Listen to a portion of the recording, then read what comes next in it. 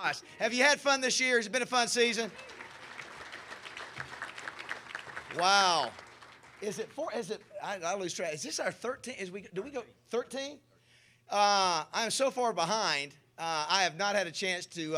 Listen, I tried at the beginning of the year, but was unable to book who I wanted to. So I still have to book our guests for our banquet, our awards banquet coming up in February. You know, we had Lou Holtz, Michael Irvin. So the pressure is on, and so I have a certain standard. And once I couldn't get the two that I wanted in August, I just got buried. And so I will try to do that the next week and get the word out. And obviously, we give out several awards, including the Cliff Harris Award, Dan Hampton, and Willie Rofe Award. So that'll be coming out soon. But hard to believe this is our last meeting. Great to have George Schroeder in Arkansas, who is super successful on the national level. USA Today, interested to hear his story. Not only has a story about his career, but he's got a personal story that's really, really cool. I did want to say before we get started, Rex is not here today. Rex lost his mother yesterday, and she was 90 years old, and she passed in her sleep, and Melissa was telling me that. And so, you know, if you're going to go, that's a wonderful way to go. And apparently she was a wonderful lady. If you know Rex, you know she had to be something special. So keep him in your thoughts and prayers. And then Shelley Seitz, who works at the Buzz, whose mom, and Shelley used to does volunteer here checking in. She passed away yesterday after a fight with cancer. And Shelley got to spend the last month of her career. She just took off work and was with her every day for the last month or two. So keep those two in your thoughts. Put things in perspective about that loss, as much as it may hurt. Just, you know, hug the ones you have that are here and enjoy them while you have them. And speaking of, I think we're still getting a little pop on that, Matt. Let's go ahead and have Gary come up and listen to a word of prayer. Well, I hate to introduce anything comical at all after that, but I will say to David, there's about 30 coaches, I understand, that might be available to come speak. At least that's what I heard on the radio this morning. As we do pray, this is Thanksgiving week, and the loss of Rex's mother and the other remind us what people mean to us. I think I told you guys that I took my 90-year-old mother on a week's trip out west while I can. So we all, some of us may be in those kind of situations and take advantage of them. But as we pray, if you would think about a couple of things that you're especially thankful for and just mention them up yourself, let's pray. Dear Heavenly Father, we thank you so much for the opportunity to gather together and enjoy the fellowship and the friendships that we've found here in this club, and the great speakers that we have. Lord, on a personal level, we just ask you to, we just thank you so much for all the good things that you do for us, the things that you place in our lives, the people that you place in our lives. Lord, I especially thank you for my family, and I'm sure every one of us would do the same. Lord, help us this week to be mindful of the things that we need to be grateful and thankful for. In your name we pray. Amen. Yeah, speaking of age, one of my favorite dates was true story, was with an 86-year-old. Yeah, I'm big with 80 plus, y'all. I'm just going to tell you. You think it's funny? It's true. Speaking of, real quick, I wanted to share. I teased you last week. You know, I had the little miniature boot up here, and I said, you know, that was one of my babies, and I got Cliff, one of my kids here. I got Frank and Wilson right here. And I've been working on about the last year, and really more intensely since September. It was just announced about 30 minutes ago that Arkansas and Missouri released it. I've been working on a trophy for the Missouri-Arkansas game. And, you know, there's a lot of debate. It's not a rivalry. Yeah, I don't care. The bottom line is they wanted a trophy for the game, just like the boot. And so there it is. That is 4 foot tall, 180 pounds, sterling silver. And what happens in the middle, see the little piece in the middle? That's clear. You can see through it. It's 2.5 inches thick. That's steel. It's cut steel. And that middle piece comes out. So whoever wins, click the next one, Matt. If Arkansas wins, we get our red one in it, and it's changed at the end of the game. So right now it would be Missouri would be in there first. At the end of the game, if Arkansas wins, they would take that one out. That middle piece alone weighs 25 pounds. You know, the whole thing, 180 pounds. Is there another clip in there, Matt? It may be it. My theory is, go back one more. My theory is, if you're going to play for a trophy, nobody wants to win a small. See the helmets? That puts it in perspective of how big it is. It's actually taller than the boot, but nobody wants to win a small trophy, do they? So yeah. So there you go. That's right. So Anyway, that's my latest baby. And I go to my grave, y'all. If y'all come to my funeral, make sure these are on top of the casket along with the boot and that thing. So anyway, it's called, it's all I got. Sorry, Mom and Dad. Sorry, all I provided you. It is called the Battle Line Rivalry, and that's why it says Battle Line. I didn't choose that. That's what was selected by the two schools. Shelter Insurance is a sponsor. So, my theory is they wanted they had a small acrylic trophy last year, but they wanted something a little bit more in size, and so they asked me to do it. So I've been working on that thing. And Supreme Fixture, a company here in Little Rock. We had some guys here not long ago from there, and Sissy's Log Cabin. Both those companies helped me do this. And you cut out, the piece of steel that was cut out of was 1,200 pounds. 2.5 inches thick. It took 40 straight hours of cutting, and then of course Sissy's. It took the largest tank, the second largest tank in North America, to have that thing dipped in silver. 400-gallon tank. It was so big. It took 4 guys to hold it. But like I said, hey, if you're going to do it big, right? Anyway, glad that's done and over with. I can move on. Do want to remind everybody the Broyles Award is December 8th. As Gary mentioned, you think of some of the guys that have come through Little Rock over the years and that are now head coaches. And I have a funny feeling we're probably going to have several more that will come in. Last year's winner, Tom Herman's, had 1 year at Houston. He's already rumored to be about at 4 or 5 different schools. So that's December 8th at the Marriott downtown. So if you've never been to that, please go. The Cliff Harris Award will announce the nominees this week, and the winner will be announced on December 24th, sort of a tradition. On Christmas Eve, we announce the winner. So anyway, so it's award week and award month, that time of year. And glad I sort of miss it. I'm going to miss it, but it's just crazy, for the last 14 weeks. But I can't thank you guys enough for being members here. The 50-yard line membership, thank you so much. All you sponsors who I'll thank in just a second. We couldn't do it without you. You look around and see all the awards on the walls. I think our touchdown club has come a long way in the last 12 years, and I think good things are ahead. Couldn't do it without our sponsors. Do want to thank Brent Spitzer from the embassy, and Beth Clark for all their work this year. Twin City Limousine does a great job picking up our guests. I see David Russell here from Little Rock Convention and Visitor Bureau. David, thank you so much for your support. We're proud to be called the Little Rock Touchdown Club. And Gretchen Hall, of course. 103.7 The Buzz. George interview with Pat Bradley today out there. We thank them for sponsoring us every year. CJRW, Richard McEwen, Elizabeth Michael, helping with the Cliff Harris Award promotion. Epic Health, glad to see Mike Whitfield here. Epic, they've been traveling around. They're opening Epic centers all over the country.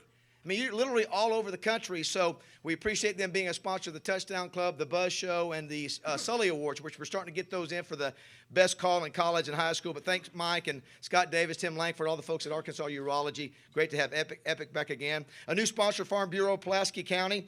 Todd Dennis, thank you so much for reaching out to us, and Shauna Hopper and Stephen Reichard. Glad to have them on board this year. They're a multi-line insurance company. We hope to have them back next year and try to give them some of your business when you have an insurance need. Wendy's, Nan Trammell, I think I might have told you, somebody, I think Dan All Along Hampton wanted a sculpture. And somebody asked if we could get it done and said they would be willing to pay a little extra. So right now, I know, we have got 2 sculptures being made, one for Willie Rolfe and one for Dan Hampton. And we will only give that to the top college defensive lineman, offensive lineman. The high school will give a plaque to, but there's 2 more sculptures coming in. Couldn't do that without Wendy's and Nan Trammell. Thank you, Nan, for that. Wright, Lindsay, and Jennings, Judy Henry, Seth Jewell, Antoine Phillips. I see Charlie Coleman over there. They're sponsoring the Cliff Harris Award. Couldn't do it without you guys. So thankful to have you guys on board for all the years of the Cliff Harris Award. I know that I've actually had now 2 different mamas want to talk to Judy about representation for their kids. In the pro level, so we're appreciative of that. And again, they're continuing. I wish we could have had closure to my case, and I could have done my little dance, but my case is still pending. We're going to win this thing. And that's what Donald Trump said. We're going to win this thing, going to make America greater. But I thank you, Wright, Lindsay, and Jennings, for all your help personally. Not building the wall. I do want to thank Crane Automotive, Larry Crane, Chris Crane, Drew Dees for all their support. Go by and see them and drop the Touchdown Club name. Couldn't do that. They are a big sponsor and have been for many, many years. Do thank Larry for his involvement in the community. The Democrat Gazette, I'm so glad Wally Hall's here today. Where's Wally at? There. Where's Wally? There he is right there. Wally, of course, George worked under Wally for 8 years, I believe. And George said that Wally was by far the best boss he'd ever been around. He was perfect and amazing guy and never did anything. Even Wally doesn't believe that. But I know Wally's very proud of what George has accomplished and the status that he's reached nationally. And it's great that he came through the Democrat Gazette and great that he came through Arkansas. So thank you, Wally, for your support in the Democrat Gazette. Glad to have you guys as a sponsor from day one. And Simmons Bank. You know, it's so great to have Simmons as our presenting sponsor. They've raised the bar for us to be able to get great speakers in here. And Chris White, Matt Redden are in here for George and Adam. And what happens, guys, you know what that means? Listen, we got to do more conditioning. They couldn't make it to the finish. They ran out of gas, couldn't be here today. We had 13 weeks to go. But Chris and Matt, thank you so much. And all the folks from Simmons, they have helped elevate this thing from what Lunsford did at Metropolitan. I see Lunsford here. Thank you so much. Let's give all of our sponsors a round of applause for being such great partners. Got the Touchdown Club team, Matt Johnson back there doing our AV, and it's great to be able to have video that's streamed live all over the world. Right now, we couldn't do that without Matt. Matt Johnson Productions, so thank you, Matt. Dwayne Duncan. Dwayne took pictures of the trophy. He takes pictures of every Touchdown Club meeting for the last 7 or 8 years. Thank you, Dwayne. You always do a great job. Appreciate you. Brent Passmore does our websites, done a great job in revamping that. And RJ Hawk, who's doing our social media right now, he never gets to look up. He's just typing the whole time. And so we appreciate them. And, of course, our girls and guys who help real quick. This is the last meeting. Marilyn, Melissa Nelson, Melinda Smith, Marilyn Zornick, Shelley, Tanya Lyons, Lauren Lamb, Julie Tabor, Lynn,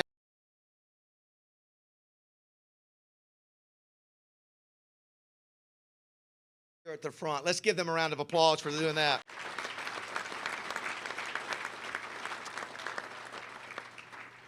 We also have Ron Skaggs, Lewis Nally, and Lee Danner. Those are 3 members that come in here, take tickets, help set up. They just do it because they love the club. Let's give those guys a round of applause. We appreciate them. And last but not least, Debbie Wyman. Where's Debbie at? She in the room? Debbie knows I've got so much going on, and right now we've got nominations coming in from all over the country for the Cliff Harris Award. I'm doing new trophies and the Brewers Award and Touchdown Club and all this, and she's helped me with that and she's taken the lead with that and done a great job here all year. Let's give it up for Debbie Wyman, our executive director. All right, it's time for our Democrat Gazette Player of the Week, our last player of the year. He is a junior from Central Arkansas Christian. His name is Noah Evans, and he is a quarterback. 2 weeks ago, he goes 24-36 for 400 yards and 4 touchdowns. They win 42-39 over Malvern. And then this past weekend, they beat Gosnell. Now, this is the state playoffs. Beat Gosnell 41-14, another blowout, 325 yards passing, 1 touchdown. And just talking to Coach Shoemaker, just said he's a fine young man. I said, you got a 4.0 probably, and you date the homecoming queen. And they all laughed and said, well, he does date a cheerleader. See, that's just the quarterbacks get to get that. But let's give a Little Rock Touchdown Club welcome to our Player of the Week, Noah Evans.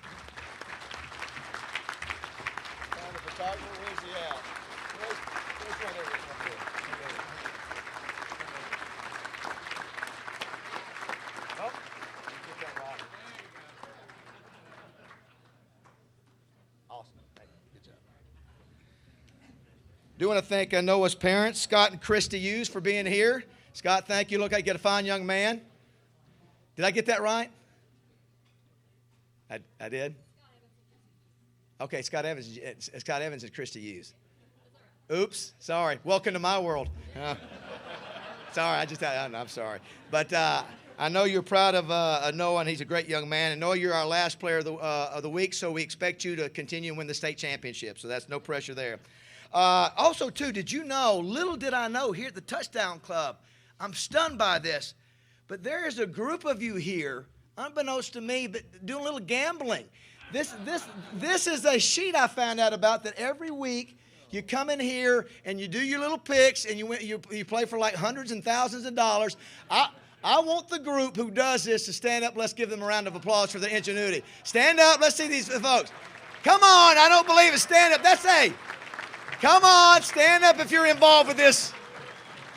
We don't have any law enforcement officers here. Nobody from the Attorney General's office is here. My goodness. The only thing I'm offended by is you didn't ask me to be involved with it. Since Rex couldn't be here, we asked our number 2 backup who's done it before. He was there. He's a founding member. He won't be as long as Rex. He won't be as funny as Rex, but he has a... But you know what? But you watch. But nobody does it like A.B. Metters. Give it for A.B. Metters, everybody. Thank you, David. You just said, welcome to my world. Dating 80-year-old women, I'm not sure we want to go in your world. All right, here we go. Basil's got his pair of boots, though, so we're glad he's got the pair of boots, and that's a great job. Okay, first of all, Rex not here today. We're all thinking of Rex today. Hey, you only got one mom. We're all with Rex today, and doing the preparation, it reminded me how much work this takes to get factual and get everything and try to make this interesting. So special thanks again to Rex, what he does each and every week here. Okay, Mississippi State 51, Arkansas 50 in Fayetteville. Dak Prescott, Mississippi State school record, 508 yards passing. The Hogs are 6-5. We're still receiving votes in both the AP poll and the coaches poll, so that's a good sign. But this team seems awfully good to have 5 losses. We're going to finish the year strong, and I still have high hopes there. Arkansas has now lost 4 straight to Mississippi State. This is a team we used to own. So LSU's not our problem. Sorry, Tiger Bait. We moved on past you, man.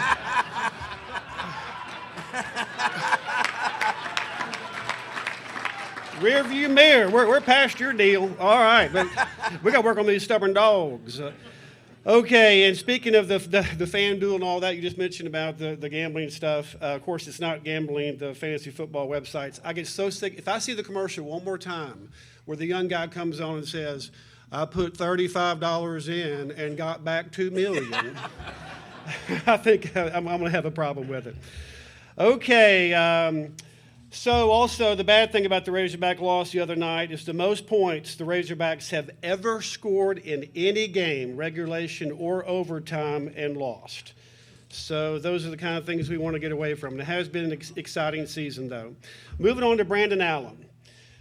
What a positive here. You saw the Democrat Gazette, all the records that he's breaking, broke his own record for touchdown tosses in the game from 6 Ole Miss to 7 Mississippi State. Season, he's second behind Ryan Mallett, 2015, 29 touchdown passes, only 3 behind Ryan. And career, 2012 to 2015, Brandon Allen, 63 touchdown passes. He's come a long way.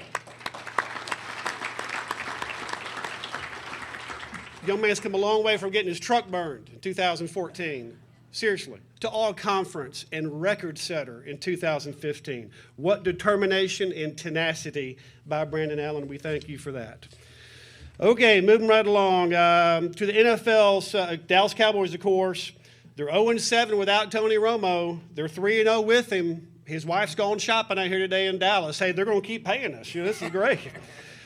So Dallas moves on to 3-7. Darren McFadden, former Razorback, 129 yards rushing in a 24-14 victory. And get this, Carolina comes to town to Arlington Thursday, Thanksgiving afternoon, and Dallas is now a 1.5-point favorite. So, hey, Cowboy fans, hang in there. Carolina's 10-0, but here come the Cowboys. Also, as far as NFL news, I told my buddies, the Arizona Cardinals, I think, are big time, and I think when they go play San Francisco next Sunday, I think they're doing a Super Bowl 50 walkthrough in Santa Clara. That's what I think. But a lot of talk about Carolina, New England, Green Bay.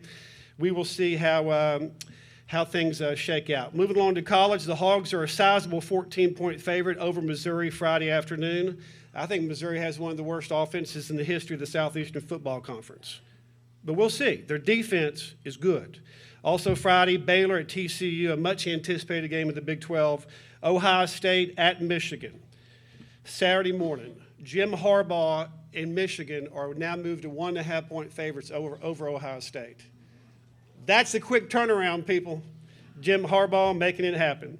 And if you listen to the interviews and read the tweets and Twitter and all that from the Ohio State players, you kind of get the feeling something is bad there. Something is wrong, and not just the play calling. Also, some quick news. Arkansas Sports Hall of Fame, we just have hired Terry Condor Johnson as our new executive director. Her first day is today. Former Hall of Fame inductee. We're excited about that. And Brandon Burlsworth, we're going to have the film premiere of Greater January 7th. That's a Thursday, a fundraiser for the Sports Hall of Fame. And we're going to have Brandon's teammates in. Coach Nutt will be invited, all sorts of dignitaries as a fundraiser for the Hall of Fame as we screen this film from Walk On to All-American. Brandon Burlsworth, one of our greatest Razorbacks. So, scores from this weekend: Henderson State 23, Sioux Falls 16. Here we go, ready? Emporia State, they're 10-2. They're at Henderson State, 12 noon this Saturday. As I said, I'm not an expert on all the colleges like Rex Nelson. I'm going to be myself. I'm not going to pretend to be somebody I'm not, but it's all good. And that was kind of weak. Let's see. Okay, but moving right along here. Back to the Razorbacks real quick. Sorry, kind of move around here. This is our 24th season in the Southeastern Conference. This is from John Ashby through Rob James, good friends of mine. When we win over Missouri Friday, Arkansas will be 5-3 in the conference. It'll only be the 7th time since our entire time in the SEC that we'll have a winning conference record. So it is hard to do. All right, I believe that is about it for the weekend wrap up. You can look and see for games this weekend. Everyone get out and see a college football game, and there's a full lineup of football and turkey and food. It's going to be my kind of week. Thanks for having me, Dave.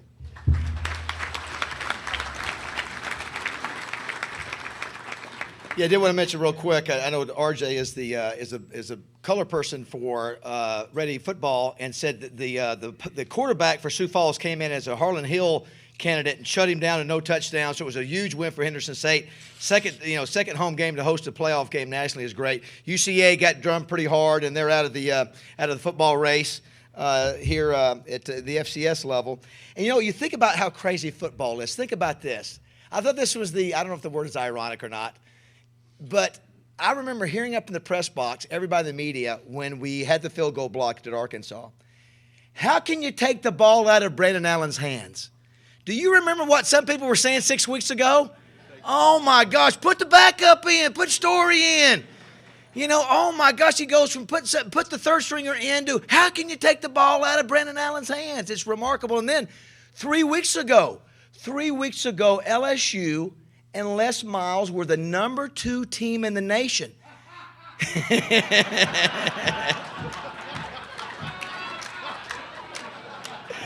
That's Tommy.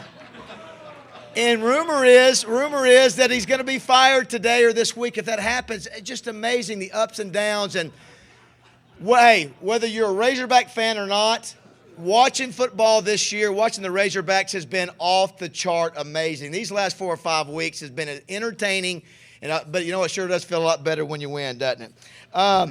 Yes, it sure. Let's give a round of applause too, since this is our last meeting, to Gary Underwood, who leads our prayers every week. Thank you.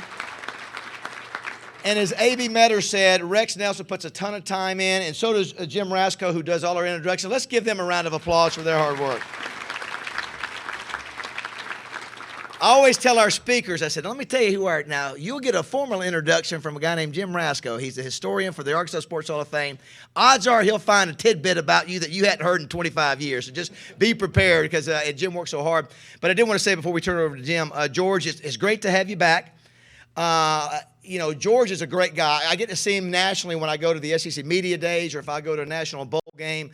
I see George, and George talks with every player, when I'm saying player, every major player in the nation. Coach, AD, he's obviously one of the highest profile positions in the country at USA Today, so he's well respected nationally. And the great thing about George, to be honest with you, listen, I know a lot of great writers and met a lot of great TV people. I've met 4 presidents, da-da-da-da-da. You know what? He's a great dad. I don't care about all that other stuff. I love the fact that he's a great dad. And when you hear what he's been through, let's give a round of applause for being a great dad. And I know his family is here today, and I'll let him introduce his family. But in life, we heard, obviously listened about Rex's mom and Shelley's mom, and what George has went through with his son, and just how much love he has for his son and what he's been through. To me, I've been able to follow on social media. That's what impresses me today. I don't care what you do for a living. Tell me that you're a great dad or a great mom, and that's the thing that's so neat. So it's great to welcome back an Arkansan who's doing great things professionally and personally as a dad and a husband. So, Jim, would you come up and give a formal introduction? Jim Rasco, everybody, last time of the year. Thank you, David. One comment that's off the subject here of George, but I've heard so much about Ohio State all year. And it's very serious. I just hope that all of you are aware that Ohio State has not played a single team ranked in the top 40 in the nation until last Saturday. How many of y'all are aware of that? And then they go up against Michigan State and their second-string quarterback, and they get beat. So that wasn't any surprise to me. How they're ranked so high is mind-boggling. Maybe George can explain that to us. Okay, today's guest speaker, George Schroeder Jr., was born in Phoenix. He moved here to Little Rock at the age of 2. And over the past several decades, some of you may have been patients of his dad, Dr. George Schroeder Sr., an ophthalmologist who still practices here in Little Rock.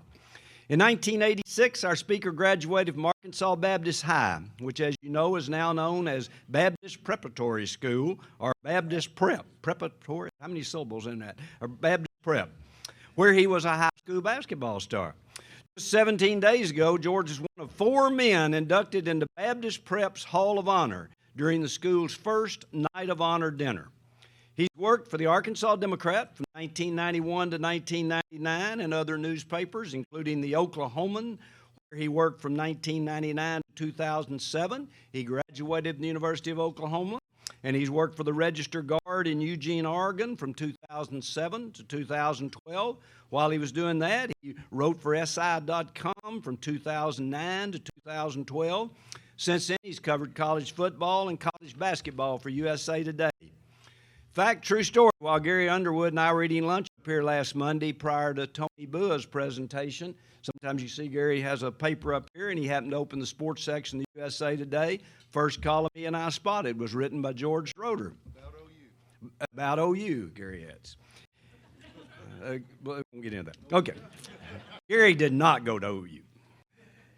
His work has been honored 9 times by the AP sports editor, and he served as president of the Football Writers Association of America. Okay, you've heard enough from me. Now let's hear from the man, Little Rock's own George Schroeder Jr.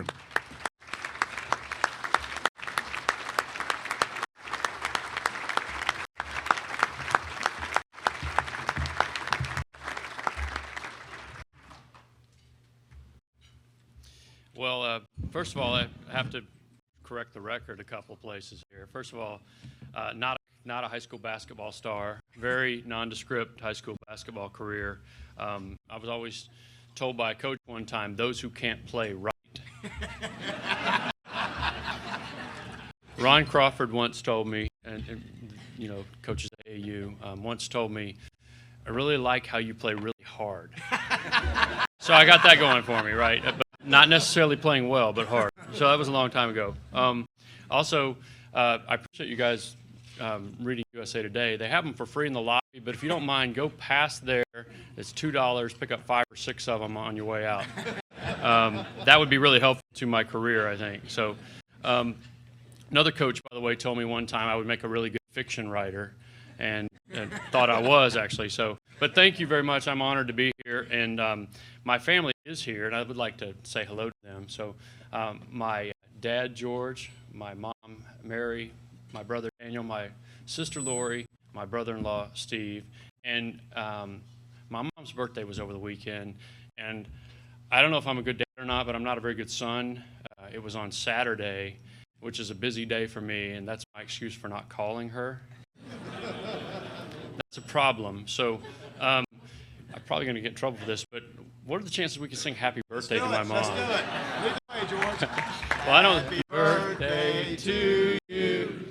Happy birthday to you. Happy birthday, dear mom. Happy birthday to you. Would you got all of the family, please stand. All the Schroeder family, please stand. Let's give them a round of applause for being here today. She's crying now. I know. If I'd have known she was going to cry, I would have done that earlier, probably. But look, I probably should establish my credentials. I did grow up here in Little Rock. As Randy Rainwater once said, I was born in Phoenix, but now I'm an Arkansas native. So, and I'm kidding, but love Randy. But I learned life's essentials really early from mom, from dad. First of all, hogs smell good, right? We all learned that. Beat Texas. That used to be a big deal, and I'm led to believe it still is a big deal, right? Last December, that was a big deal. And then, of course, Woo Pig Suey. My first Razorback game, I was 5, It was TCU. I'm pretty sure it rained. I know Arkansas won, and I was with Dad. So it was a great day. And when I was a kid, we still wore stuff like this to church, right? You guys remember those days? I mean, the days when you wore this stuff, not when you went to church. But, and I had a little Razorback lapel pin that I don't know where I picked it up, but I wore it every Sunday. And if the Hogs lost, you could tell how I felt because I wore it upside down. And it was my way of letting everyone know my mood. And it kind of reminds me of the message that was on the marquee of the First Baptist Church of Fayetteville back in 1965. Football is only a game. Eternal things are spiritual. Nevertheless, beat Texas. I mean, we can all relate to that, right? So one Christmas, Dad gave me a big present, and it was a trip to the Sugar Bowl. And there's a whole story about how it was the last present and how I was kind of being a pouty little kid because I didn't get it, and then he gave it to me. But a few days later, we drove down to New Orleans, just Dad and me, and it was a big adventure, and it was really cool. And after the game, Arkansas lost to Bear Bryant's Alabama team. I'm not trying to date myself here, but I was a little guy. Went down to the Superdome field, and that was pretty cool. I don't know why they let us on the field, but there was a bunch of people on the field. And I was wearing my prized possession. You guys may have one. It was a really big, red, plastic, ugly to everybody but an Arkansan hog hat, right? To us, it's beautiful. And it wasn't one of these sleek jobs they have now. It was one of the, it was something, if it wasn't an original, it was very close to the original. And I was really proud of it. And so I'm wearing it down there on the field, and all of a sudden it's gone. It's snatched off my head by what I think was an Alabama college student. And he ran all the way down the field to the other end. And it was a pretty traumatic moment for me. And then my dad ran him down. So here's Dad right here, and I get to thank him for rescuing my hog hat. So my kids, I have 2 sons and a daughter, and it's in my son's room now. And actually, I have to do videos for USA Today every week, and I do them from my home office. And every week, I put different props in the back of this bookshelf, and that's one of the staples. I'll pull it out of my kids' room and put it in the back of the video. So it's kind of fun to have. But I haven't lived here for 15 years now, but this does feel like home because it is home. So Dad's an ophthalmologist, as Jim said. I figured I'd follow him into ophthalmology, or at least into some sort of medical specialty. And so I started college, and I went into pre-med. And 2 or 3 semesters in, my dad sat me down, and he said, and he had a report card, which is a terrible thing schools used to do. They used to send report cards. And he said, we need to talk about your grades because you're not going to go to med school. And deep down, I sort of knew that because I'd done everything right in my college career up to that point except go to class or study or really even know exactly where the library was on campus. I wasn't really sure. And so he said, you've got to figure out what you want to do because you're not going to go to med school. And there was an ad in the school paper that I happened to have seen a few days before for a sports writer. And so I said, well, why don't we try that? And so I did, and worked for a semester there. And then at the end of the semester, get into the summer, I got an internship at the Arkansas Democrat. Again, I'm dating myself. But, and I got it because of the glowing work that I had done, clearly, in that one semester as a sports writer, and all the credentials that I had built up, or else because Wally Hall lived behind our family's house. Our backyards literally were adjacent to one another.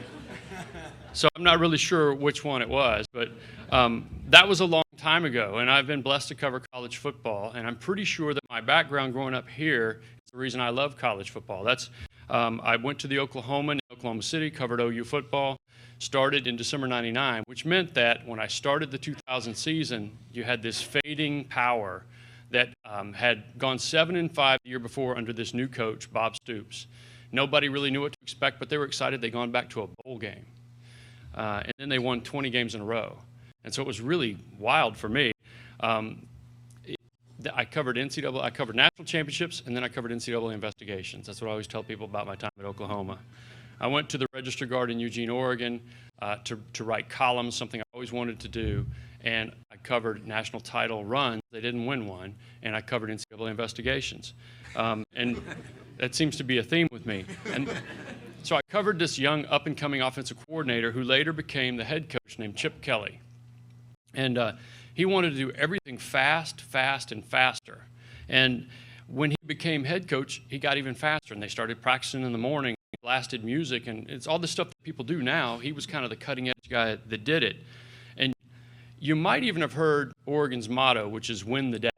A lot of people have that. I think Hugh Freeze kind of took it from Chip, too, and use it. And the one thing about football coaches is they'll take the most mediocre corporate culture thing, and they will turn it in, they will think it's the greatest thing they've ever heard, and they'll apply it to their teams. And so win the day. And I'm not taking shots at Chip or any coach, because I think it works to a large degree as they build a program culture. Although Urban Meyer is probably wondering right now what's gone wrong with what he's been trying to do, I think. But Oregon's motto is win the day. But Chip Kelly's is actually, I would tell you his real motto is feed the tuna mayonnaise. Feed the tuna mayonnaise. And I don't know if you guys are, and what it means is you're trying to be ever more efficient. These guys are trying to grind all day long and figure out how they can do more and better work in less amount of time. And it's not so they can get done and go home. It's so they can do more work.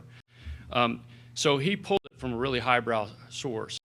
It's the early 1980s movie Night Shift. And apparently one of the characters said, why don't we feed the tuna mayonnaise, as though that would sort of cut out a step in the process. So Chip was a ton of fun for me to cover. We got along really, really well until I wrote one day that he was cheating. And at that point, he suddenly wasn't quite as warm to me. We don't have nearly as much conversation, i.e. none now. And that's kind of how it goes when you write columns and when you cover football teams. So now I'm at USA Today. It's a fantastic job. I'm blessed to have it. I love covering college football, as I said before. And it's almost like you get to sort of check off your personal bucket list. As a guy who was a college football fan first, I mean, I get to go to all these cool games and the big game this week and that week. And unlike Chip Kelly, when coaches see me coming, they usually like it. And it has nothing to do with me. It's not because of the good looks of the personality or the high school basketball career. It has everything to do with USA Today, and they love the fact that they're probably going to get what they think is positive publicity. It's always about recruiting. So I joked about how I got the job at the Democrat Gazette, but that's really true, because I went from an intern, and the next summer I came back as an intern, and Wally offered me a full-time job, and I took it. And I'm glad he's here, because I want to say how grateful I am to Wally. He has been a mentor to me and a friend to me, and I owe an awful lot to him. So thank you, Wally.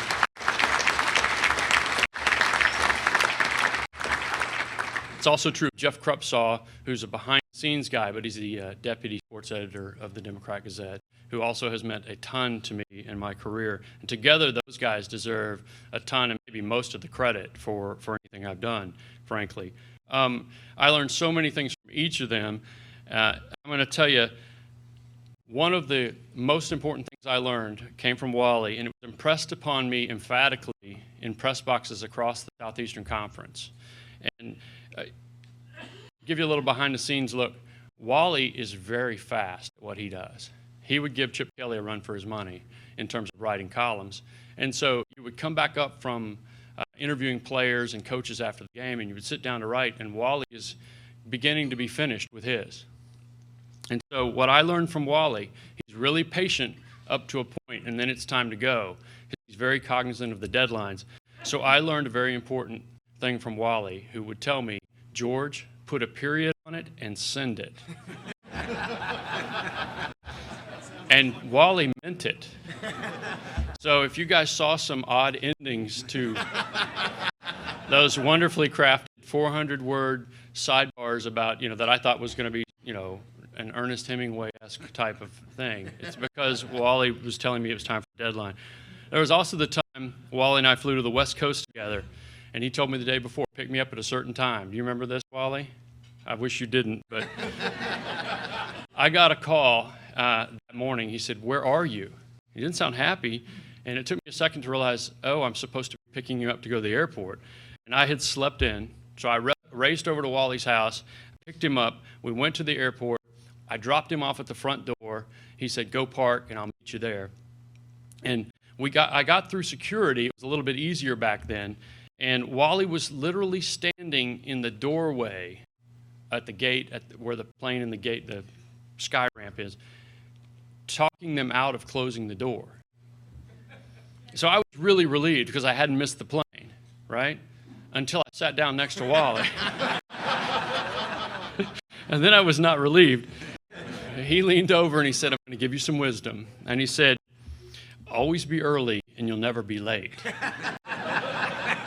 And it's great advice, and I've tried to follow it, and I haven't been very perfect at it. But that's not really what I heard at the time. What I heard was, always be early, and you'll never almost get fired. I mean, I wouldn't be standing here because I would be in another line of work if he'd had just followed through with what I think he wanted to do at that point. If I hadn't made the plane, probably, or he hadn't made the plane. But I am grateful to Wally and thankful to him because seriously, he's meant a ton to my career. So it's kind of funny too. You're at the Arkansas Democrat-Gazette. You meet a lot of people. I remember there was this time when a young coach in this high school in the middle of the Delta suddenly made it to the state finals.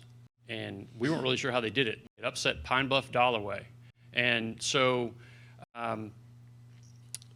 Jeff Krupsaw says, "Go figure out who this team is. Let's write something about them before they get to the state finals at War Memorial." And so I called, and this guy named Gus Malzahn answered. And then this guy named Gus Malzahn almost hung up on me because he thought it was some of his buddies joking. And this tells you where it was. He's a 29-year-old head coach. I think he was in his second year. And,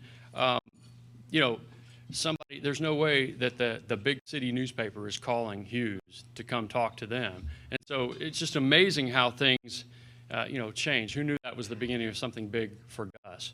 And it's just amazing the people you meet in this profession and where they go. And so I say all that to say that I love what I do, and this year has been especially fun for me. This season nationally has been as chaotic as any I can remember. We've had so many wild "did you see that" moments.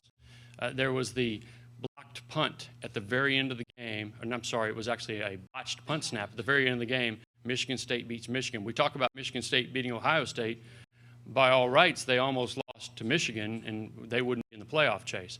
So we had that. We had the blocked field goal returned, kind of like Auburn in Alabama, by Georgia Tech to beat Florida State. We had the crazy, however many 8 or 9 lateral play as Miami beat Duke, and maybe didn't beat Duke. And then we had Arkansas's own lateral, which is the wildest lateral any of us will ever see that actually works. When Little Rock's own Hunter Henry pitched the ball back to somebody, and Alex Collins got it and kept running. So there's so many moments that, frankly, we had a bunch of Hail Marys to win games early in the year, and it's just like we're all bored by those, So my point is, this season we really don't know what's going to happen. And I kind of like it that way. And when I talk in a minute about who I think is, in my 4 now, and we can all argue about that, none of us really have any idea, because every Saturday, it's the way it happens. And you just watch and see, and it's fun. It's not as fun when the last-second field goal gets blocked, obviously, right at the end of a shootout that's as good as anything we've seen in a long time. I'm like a lot of people in national media. I watched Arkansas last season. I saw them get very, very close and not get it done. Wondered if they were going to get over the hump, and wonder if they would then slide back, because when you don't win, it's at some point you don't believe. And then I saw them turn the corner, and they beat LSU, and they beat Ole Miss, and they beat Texas to end the year. And so we saw them finish really strong, and we thought they're going to be really good. Now, we probably underestimated their defensive losses that they had coming into the year, but nobody expected them to go 1-3 to start. And so at that point, you're like, well, what did we all see here? And what's interesting is how uncannily similar this year is to last year in a lot of ways, because all of a sudden they're rolling. I know Saturday was disappointing, but the second half of the season's been really, really good. And they're really fun to watch. And I say that, obviously I grew up a Razorback fan. I'm pretty neutral. I really am. But they're a ton of fun to watch. I like a lot of things about what Brett Bielema is doing. I like the way he goes about building a program. I like the style of play, too. And don't get me wrong, I love hurry-up football. I love no huddle. I'm sure that's what you guys play because everybody plays it now. I love that stuff. But there's still something super cool about watching Arkansas or Stanford have 28 offensive linemen in the game at the same time and just, you know what they're going to do, and they just run the football right up the middle. They also do that thing between plays where they, like, stand close together and they talk. It's a huddle, I think, right? That's pretty cool, too. And when you add a quarterback who can throw to the mix, you've really got something, which is part of the reason why suddenly they've got it going this year. Brandon Allen has been really good. I mean, like everybody else, I saw him about hit the crossbar in that game against Toledo, and you're like, oh, man, this is not good. And he's taken some heat, clearly, not just the last couple of years, but even this year. But he really is playing at a very high level. And the SEC does not have great quarterbacking this year, except at Mississippi State, and I would say except at Arkansas. And so, credit. I credit Brandon Allen for a lot of that. There's obviously a lot of factors there, but dynamic quarterback play has never been more important in college football than it is today. Just the way offenses are and the way the opponent's offenses are, in most cases, you've got to be able to keep up, if nothing else.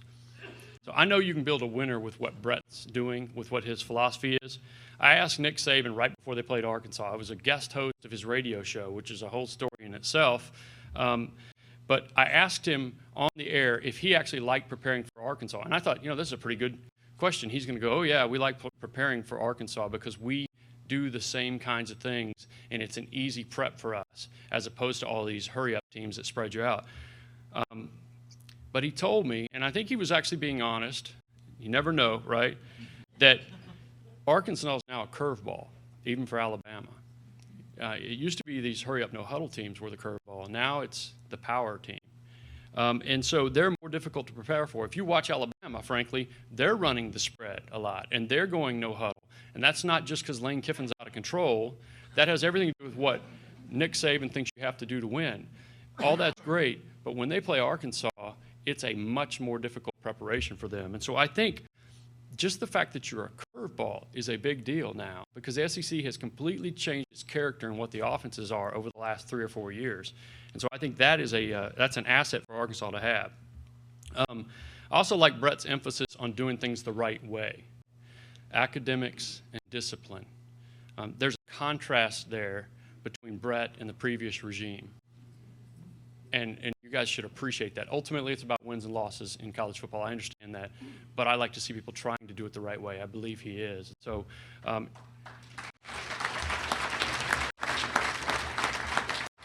there are some other coaches doing that around the country, but it's not the case nearly often enough. And so it's cool to see that. And on the field, as I said earlier, I like the resiliency we've seen in both of the last 2 seasons. I think it's a really big deal to keep kids playing hard when you don't have the results on the scoreboard. And clearly, Brett and the coaching staff have been able to do that. So I think that's why they turned the corner last season and again this season. And it's why I believe Arkansas is being built into something formidable. I don't know what the ceiling is in the SEC West. It is the toughest division in college football. There's no question about that. But I like what Brett Bielema is doing. So going back to the national scene for a minute, I would tell you this. There's not a great team that I see that's separated. We laughed about Ohio State. We thought going into the year, I think a lot of us thought they were going to be unbelievably good. If you look at just their array of talent on paper, they're fantastic. For whatever reason, they haven't been that, though. There's probably a dozen reasons for that. First of all, it's really hard to go, I know this is a cliche, from being the hunter to the hunted. And as much as you want to try to manage that, and Urban Meyer knew he had that as an issue, it's hard to keep kids quite as hungry and motivated after they've won. That's just human nature. I think they blew it with the quarterback situation, too. I talked with a significant coach who's no longer there before the season and said, who should it be? And he said, without question, it needs to be J.T. Barrett. Because how do you look the other 104 players in the eye and tell them it's not him? And the deal is J.T. Barrett was the perfect kind of, not only the perfect fit for the offense, but was the guy who was this studious, everything you want to be in terms of being a leader as a quarterback. Now, I'm talking to this guy in August. They haven't named Cardale Jones as a quarterback yet, and they certainly hadn't had J.T. Barrett get arrested for operating vehicle under the influence, which happened a couple weeks ago. But at that time, it was like, okay, this is a no-brainer. And then they played Cardale Jones for whatever reason, and I think that's had a lot to do with their offensive problems, even after J.T. Barrett got the job back, finally. And now they're finished, basically, unless there's a whole lot of chaos, which I guess could happen. So I don't think there's a great team out there. I think Alabama's really good, and I think Alabama is susceptible. I think Clemson is really good, and I think they're susceptible, and we can talk about the others. So every week we do our own sort of 13-member panel for the Football Four, which is USA Today's college football standalone website, and I have to turn in a ballot. And so I haven't actually turned it in this week, but I'm going to. And I've got number 1, Clemson, number 2, Alabama, number 3, Iowa, number 4, Oklahoma. And just outside I have Michigan State, Notre Dame, Baylor, and I could go on and on and on. And I'll start with Iowa, because I don't know what I think about the Hawkeyes any more than you guys do, I don't think. I saw them play Maryland in person. It's a nice team. Jeff Long would say we like how they're a complete team, I think. And they have a good resume, but it's not a great resume. And you can talk about beating teams with records over 500 all you want, but how good are those actual teams? So I like Iowa fine. I don't know that I think Iowa stacks up with the other 4 teams or 5 teams or 6 teams or however many they're actually. But when you're unbeaten in a Power 5 conference, at some point tangible results have to be very important here. And so they're in my 4 right now. And if they win out, they're going to get in. The first time a Power 5 unbeaten conference champion doesn't get into the playoff is either the first time there are 5 Power 5 unbeaten conference champions, and so by definition somebody gets left out, or it's the day that they go to 8 the next day. So I think they'll be in it. I just don't know how they really stack up with the other teams.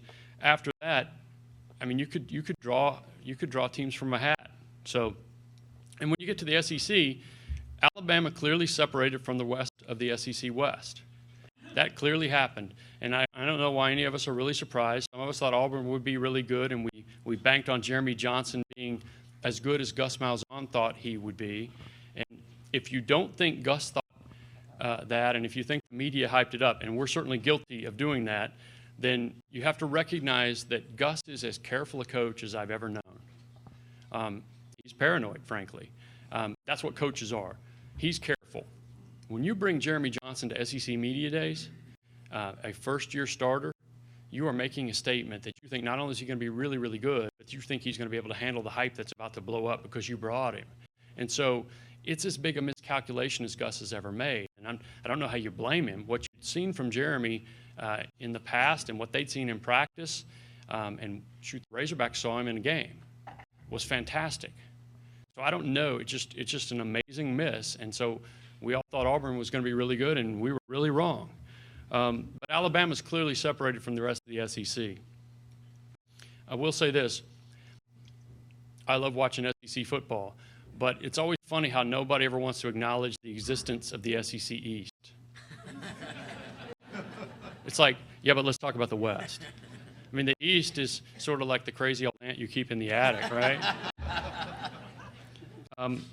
Look, Alabama might well win the whole thing. I know I said that.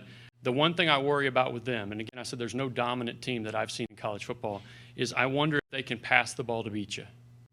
They haven't had to yet. Now, Jake Coker made a nice long touchdown pass to Calvin Ridley, I think it was, to beat Arkansas or to break open the game.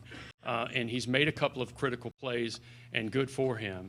But if they get into a game that's a little bit of a shootout, then I'm concerned. And that's the one thing they haven't been able to they haven't really faced, is they haven't faced teams good enough offensively or balanced enough offensively to really put pressure on them, especially in the secondary.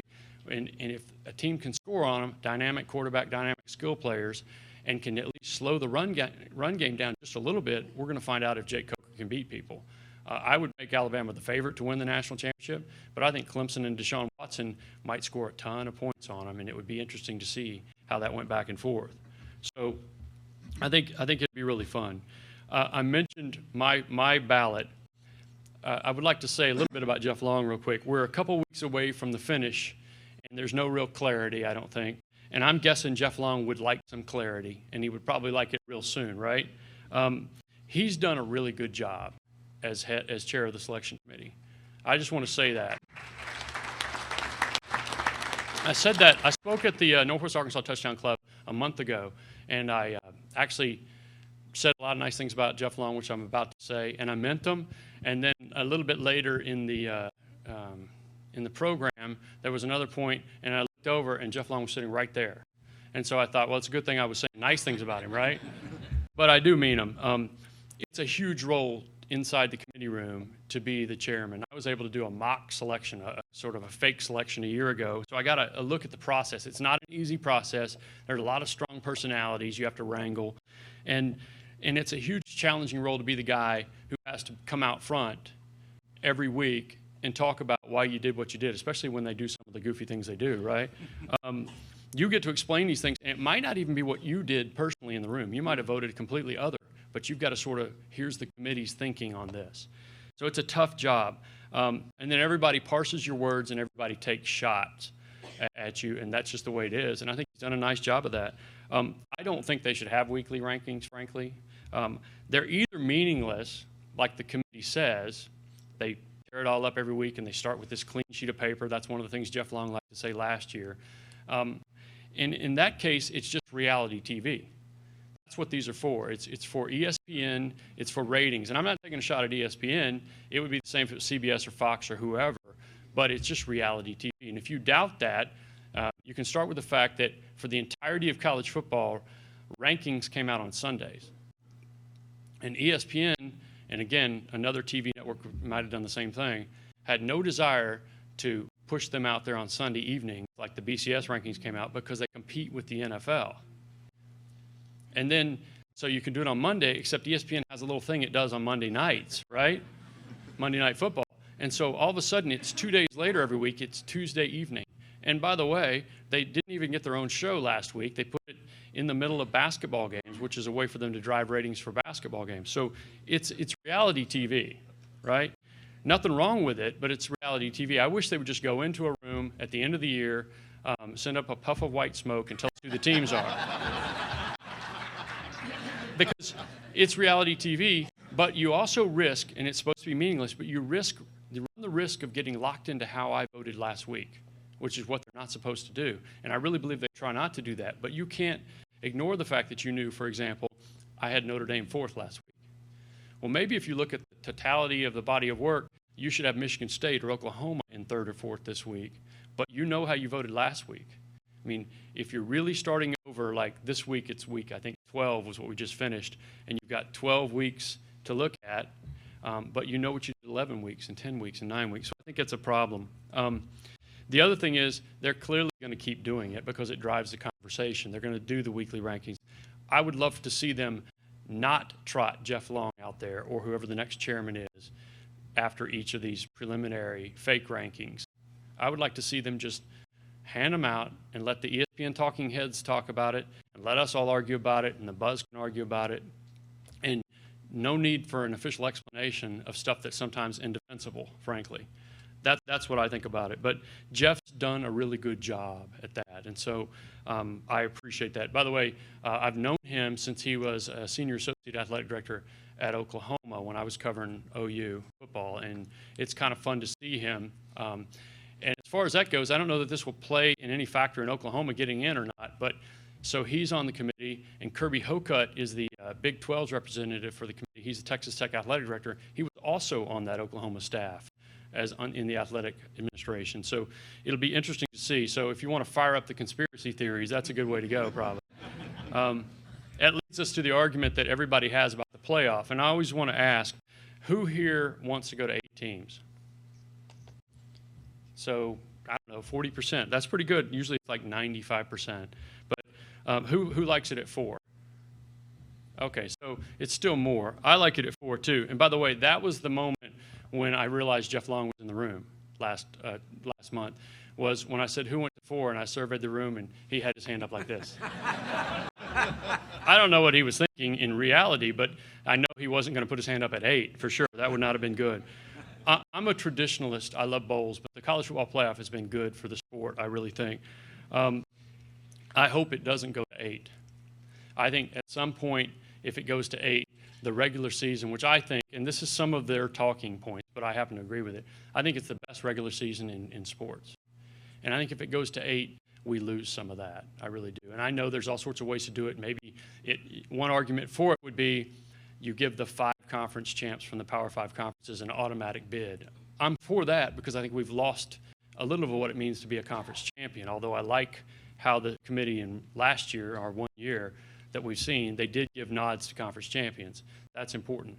I like that idea, but I think you could face the issue where every single game right now, and frankly most of the year, is unbelievably critical. And November is so much fun, we could get to a point where the Iron Bowl doesn't matter as much because Alabama's already in, or something like that. And I hope we don't get to that point. So that said, it is going to 8 sometime. I don't think there's any chance that it stays at 4.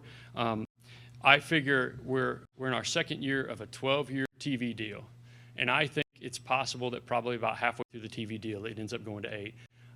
Either that or the day after the SEC gets left out of the playoff. That's when. At that point, it will go to 8, and I mean immediately that year. So there's too much money to be made, and at some point they're going to grab the more money and go to 8, and it's just inevitable, and we'll see how it changes everything if it does. But the one thing that I don't think is a good thing, or I'm not sure is a good thing about the playoff is I think it's completely changed the conversation about college football. Week 1 is now all about what does that mean for the playoff. It's one thing for us to be talking about it right now and viewing all these games in the context of the playoff, but week 1, that's what it's all about. And I think it's also changed it to where if you're not in the playoff, if you're Arkansas or Oregon lost 3 times early and right now they're playing really, really well, you're just irrelevant nationally. And I think that, and so that leads you to think, you know what, we're not having a good season. When it used to be, let's go to a bowl game, let's try to win our conference, but let's go to a bowl game. And if somebody votes as number 1 at the end, we'll claim national titles. I don't think that's not the great system. I just think this is an unfortunate byproduct is it's harder to see anything short of the playoff is anything more than a consolation prize. So I hate that about it. And the other thing is I think it accelerates, and this has to do with coaching salaries too, but it accelerates us being ready to get rid of our guys right now because you're not getting into the playoff. And the standard of what is acceptable is getting into the playoff for most schools, and the reality is most schools aren't going to get into the playoff very often at all. So that brings me back to Brett for just a minute. I should have said this earlier, by the way. I love how Brett Bielema speaks his mind. Now, I like it because I'm a writer. And sometimes we all chuckle at the things he says, and sometimes we say, why did you say that? And I know fans definitely say that sometimes, but here's what I like. I think he's saying what he's thinking. I really believe that, and I think he means what he says most of the time, and that is all too rare a commodity, and believe me, in college football, where these coaches just sort of have this sort of programmed approach to what they're going to say, and you could almost write out what they're going to say before the news conference and get it word for word. So I appreciate that, and not just because he can be great copy for guys like me. To sum up, I know I said this a minute ago.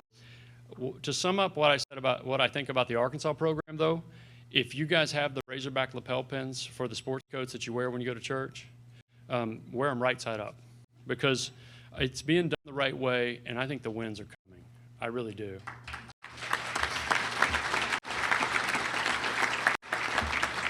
So we live in a microwave society right now. The pendulum swings from season to season. I think about, I actually live in Norman, Oklahoma now. We moved back from Eugene. I can't remember if you said that, but and so I sort of by osmosis hear kind of what the vibe is there. And I'll give you an example. So after Oklahoma beat Alabama in the Sugar Bowl to end the 2013 season, everybody thought they were going to be fantastic, and there was this unbelievable offseason.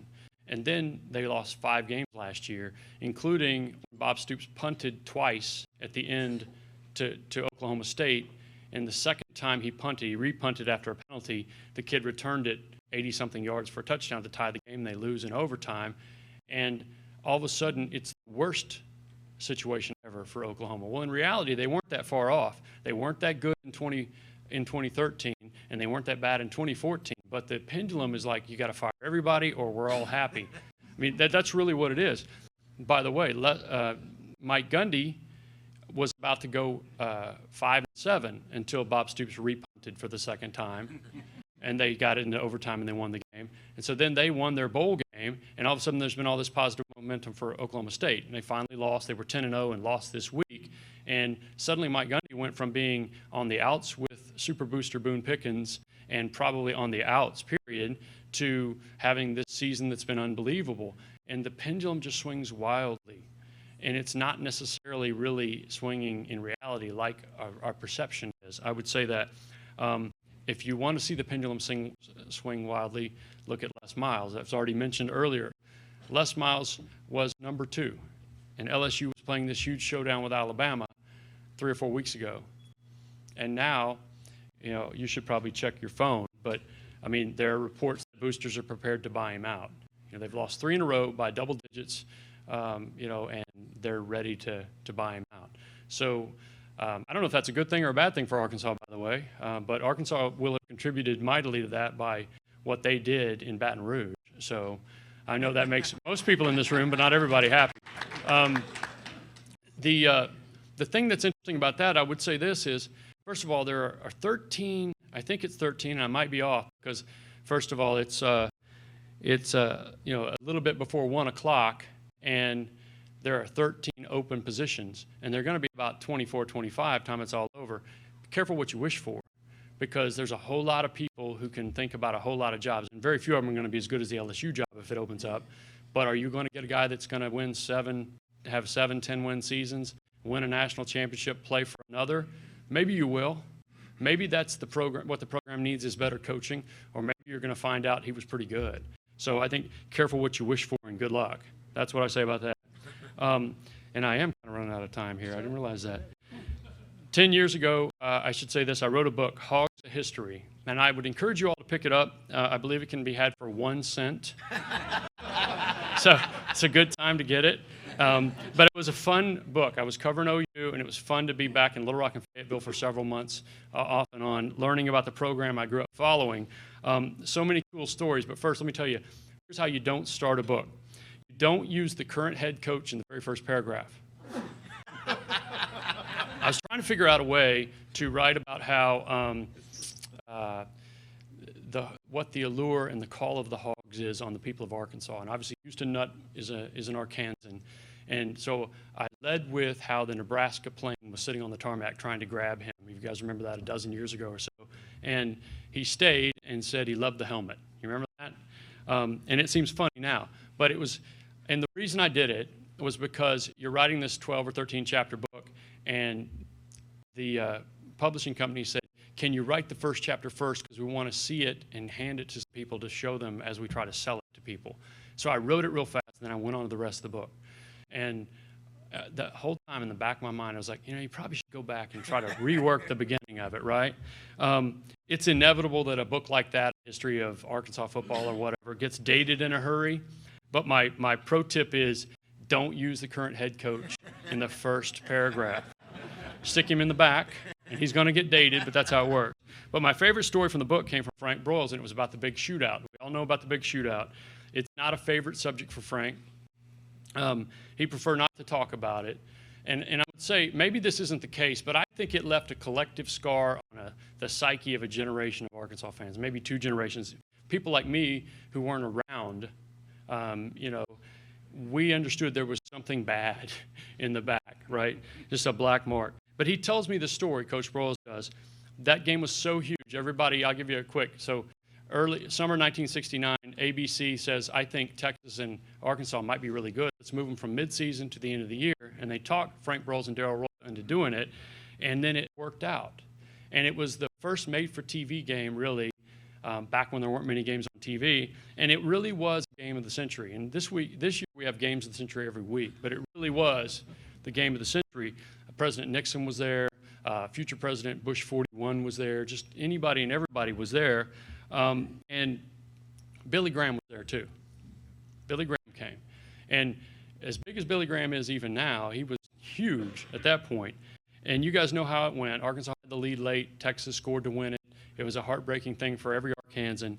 But Coach Broyles tells me this story. It seems that on Saturday morning, Billy Graham visited his house, came over to see the Broyles family. Now, Coach Broyles was with the team, so he wasn't there. But his wife, Barbara, was there, and so she hosted Billy and his 11-year-old son, Ned.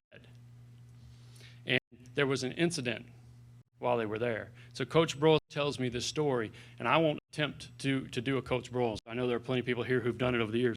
But he tells me the story. Our dog bit his son. And so Lady was this very gentle German shepherd, and it was apparently only a nip. But Coach Broyles thought he had his answer for this whole deal. Our dog bit his son, is what he told me, and he said, that's why we lost. I don't know about that, right? But if you... Yeah, that's right. If you want a working theory for why the anvil always seems to fall on Arkansas football, I think the curse of Lady is a good way to go, right? So I'm about finished, but I did want to tell you a little bit about my personal story. And then I don't know that we'll actually have time for questions because I've been really long-winded. But I want to say this first. I love Little Rock. I wasn't born here, but it's my hometown. I feel like a native, as I said. But I love it more now because of Arkansas Children's Hospital. More now than I ever did. That place is near and dear to my family. Almost 6 years ago now, a fragile little boy, an infant, and his mom flew from Portland, Oregon to Little Rock. And I should probably back up. Angel One, which runs the helicopters that go all over the state, the Life Flight helicopters for Children's Hospital, they got on a private plane with all their equipment, doctors, nurses, and everything else, and they flew to Portland and picked up my son and my wife and flew them back here to Children's Hospital, and that's where we wanted to go. They don't do pediatric heart transplants in Portland, Oregon, and so we had Seattle, Stanford in the Bay Area, or a place in Southern California, and we opted for Arkansas Children's. And I could tell you story after story after story, which I won't do, about how God worked things out. How Arkansas Children's Hospital was not in network, and an hour later it was for us insurance-wise. But they went and they got my son and they brought him here. And 6 weeks later, he got a heart transplant at Arkansas Children's Hospital.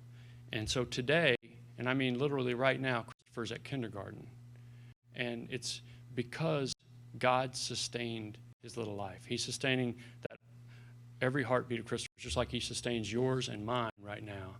But he used Arkansas Children's Hospital and the doctors and the nurses and the medical staff there as his instruments. And so I am grateful to that.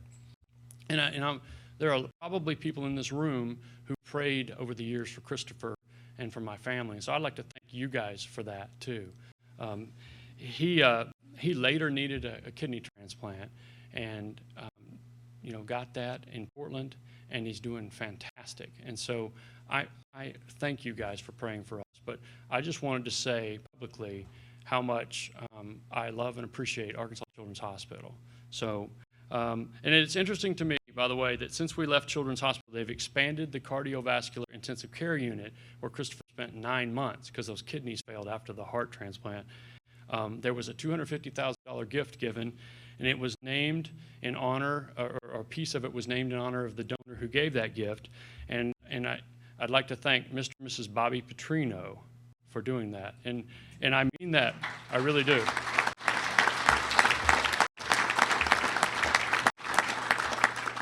So I'm thankful to God. I'm thankful to Arkansas Children's Hospital for that.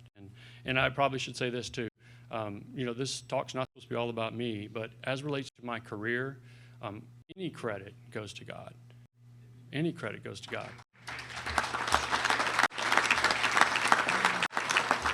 I've been fortunate and really blessed to experience many of college football's finest traditions.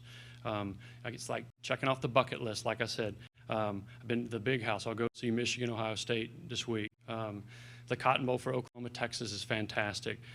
Night games in Baton Rouge, many of you guys have been to. Been to Clemson and Ohio State, and on and on and on. This little cauldron of sound in Eugene, Oregon is fantastic. I could keep, talking about places I've been and gone and just loved every minute of it. I've been able to feel the passion for fan bases all over the place. And I'm here to tell you, and I don't say it because I'm here, but there's no place quite like Arkansas. There is no place quite like Arkansas. There's nothing like a full stadium calling the Hogs. That is an unbelievable, raises the hair on the back of my neck. The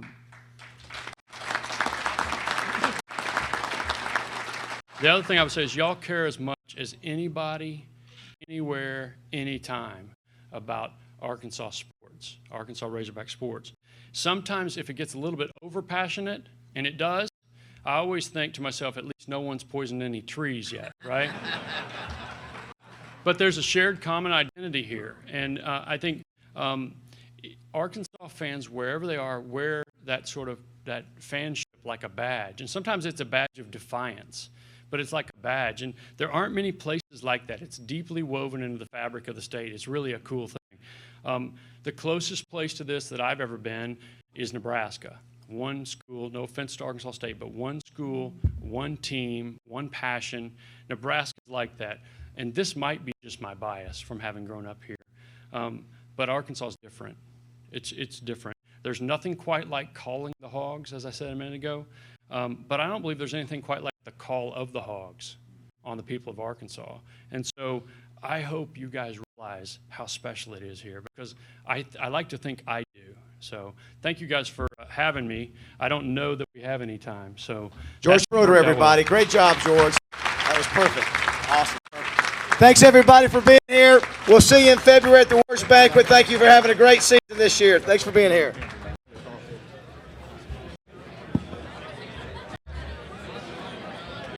All right, guys. Good to see you.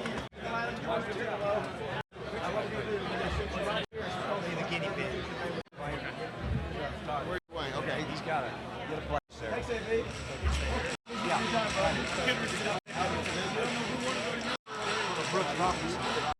All good.